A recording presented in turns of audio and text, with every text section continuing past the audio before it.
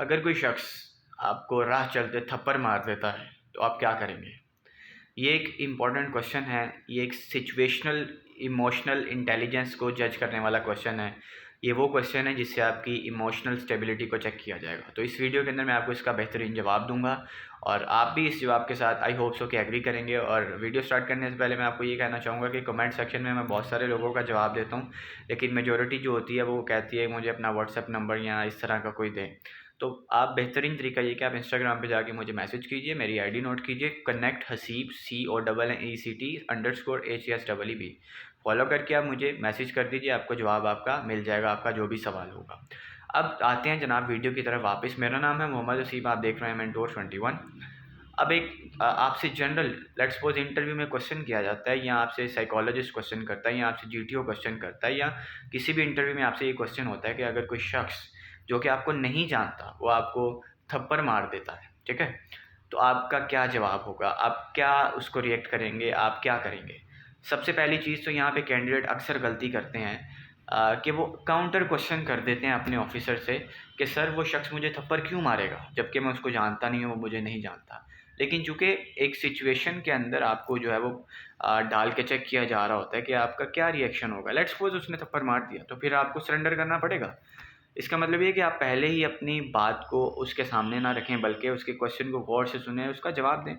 अब आपसे क्वेश्चन हो गया, चलें जी, अगर कोई किसी शख्स ने आपको थप्पड़ मारा तो आप क्या करेंगे? मेरे से लेट्स सपोज अगर इस तरह का वाक्य होता है तो मैं क्या करूँगा?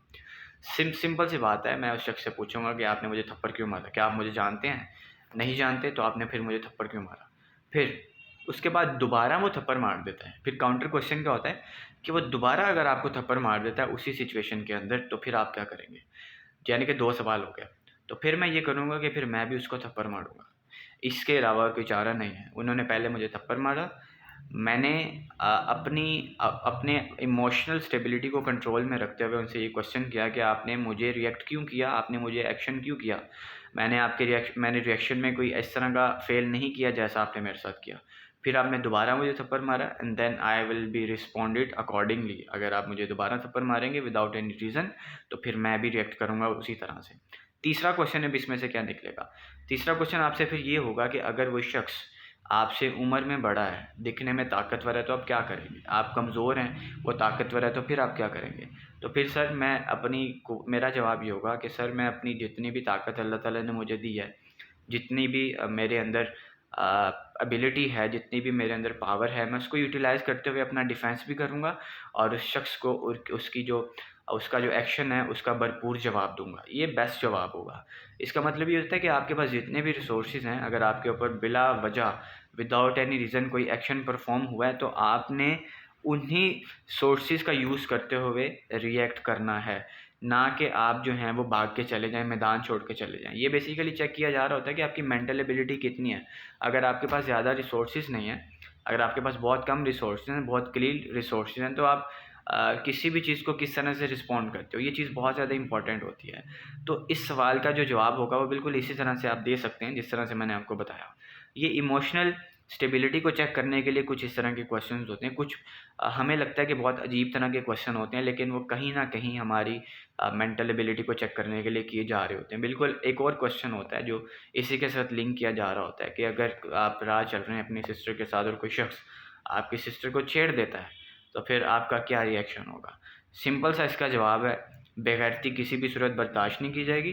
दूसरी बात ये है कि अगर कोई शख्स इस तरह करता है, छेड़ता है या कोई आवाज़ लगाता है या कोई पिन पॉइंट करता है या हैरेस करने की कोशिश करता है, तो सर मैं उसकी पिटाई कर दूँगा। चाहे वो और फिर आपसे ये क्वेश्चन करेगा कि लेट्स सपोज़ 1 नहीं या 3-4 लड़के हैं, तो फिर आप क्या करेंगे?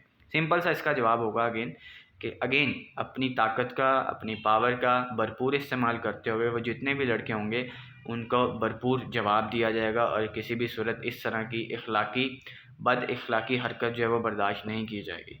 तो ये सबसे बेहतरीन जवाब होगा कि आप गैरतमंद इंसान हैं, आप अपनी औरतों का तहफ़्फ़ुज़ करना जानते हैं, तो फिर आप अगर इतने कलील रिसोर्सेज़ के बावजूद भी रिएक्ट करना जानते हैं, तो फिर आप में ऑफ़िसर्स लाइक एबिलिटी मौजूद है।